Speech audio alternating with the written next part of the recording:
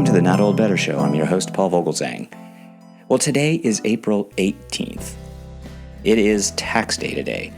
It is not the typical April tax day. Normally we celebrate tax day on April 15th. Today is the 18th.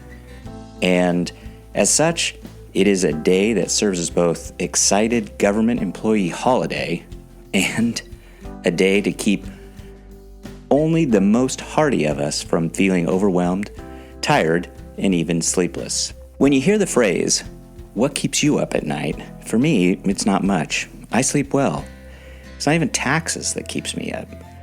I guess I'm a little old-fashioned. I believe in the system and I pay like everyone, but I sleep well, and it got me thinking. 90 million Americans suffer from sleep deprivation or insomnia every single night. Busy schedules, never-ending to-do lists make it easy to place a low priority on getting enough sleep. According to the National Sleep Foundation, more than 60% of adults report feeling sleep-deprived on a regular basis. Getting enough sleep, getting restful sleep, waking up feeling rested are as important as eating a healthy diet and getting enough exercise, according to the Centers for Disease Control. A good night's rest helps us stay alert and think clearly the next day and can reduce stress and depression. If you're cutting back on sleep because you think you don't need as much, or if anxiety about your job or the economy is causing insomnia, you could be doing yourself more harm than you even realize. Long-term sleep deprivation has been linked to a higher risk of the following: heart disease, high blood pressure, diabetes, being involved in a car accident due to slower reaction time, depression, substance abuse, inability to concentrate and pay attention. A lot of pretty bad stuff can happen if you don't get good rest. Well, how much sleep is enough? Well, sleep needs vary by individual and life stage. The National Sleep Foundation recommends 10 to 11 hours of sleep a night for school-aged children, 8 to 9 hours for teens, and 7 to 9 hours for the rest of us. So I have 5 tips for how to get a great night's sleep. Mahatma Gandhi once said, "When I go to sleep, I die.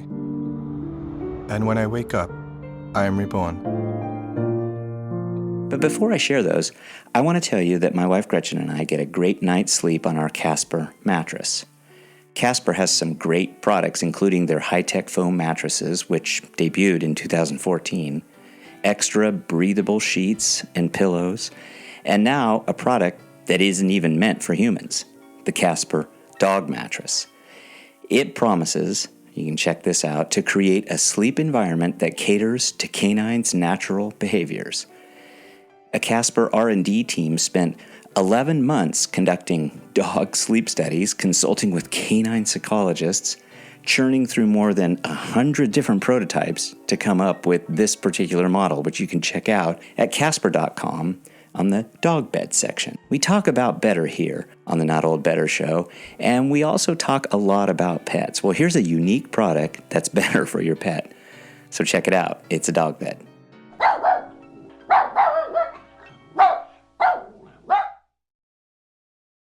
Okay, now on to our 5 ways to get a great night's sleep. As I say, being well rested is a necessity. A good way to tell if you're getting enough sleep is to ask yourself if you feel happy, healthy, and productive during the day. If the answer is no, try these 5 strategies for a better night's sleep. Maintain a consistent schedule. Try to go to bed and wake up at the same time every day, even on weekends, so that your body gets accustomed to a regular schedule. Establish a regular bedtime routine. Reading, taking a warm bath, listening to music, or quiet meditation before you go to bed can prepare your body for a restful night's sleep. Get comfortable. Invest in a pillow, a mattress, and bedding that are comfortable and provide adequate support. When it's time to go to sleep, keep the room dark, quiet, and not too warm. I really prefer it pretty cool, but don't make it cold. Turn off any nearby lights or noisy distractions. Avoid stressful activities before bedtime. Don't pay bills. Don't do a bunch of work in bed. I really prefer to exercise in the mornings. Different people have their exercise routines at all different times during the day, but I think it is universally accepted that exercising strenuously right before you go to bed can make it harder to mentally wind down and fall asleep. Regarding eating, don't eat in bed. Finish eating about 2 hours before bedtime. Giving your body time to digest after a meal reduces the chance of going to bed with heartburn or feeling bloated. Absolutely try to avoid caffeine in the afternoon or evening, since it can delay sleep, as well as alcohol, which can interrupt sleep. If you've tried the strategies that I just mentioned and you're still having trouble sleeping at night, well, maybe you need to contact your physician. You might have a medical problem that needs to be addressed, such as depression or sleep apnea or restless leg syndrome. And remember, if you have more questions about sleep, let me know. Write paul@notoldbetter.com. But also check out the Casper.com website at casper.com and their new line of pet beds. We all need great mattresses, and if not you, well, then your dog. So I say, let's all enhance those indoor sports, get a good rest, and talk about better. Thanks, everybody.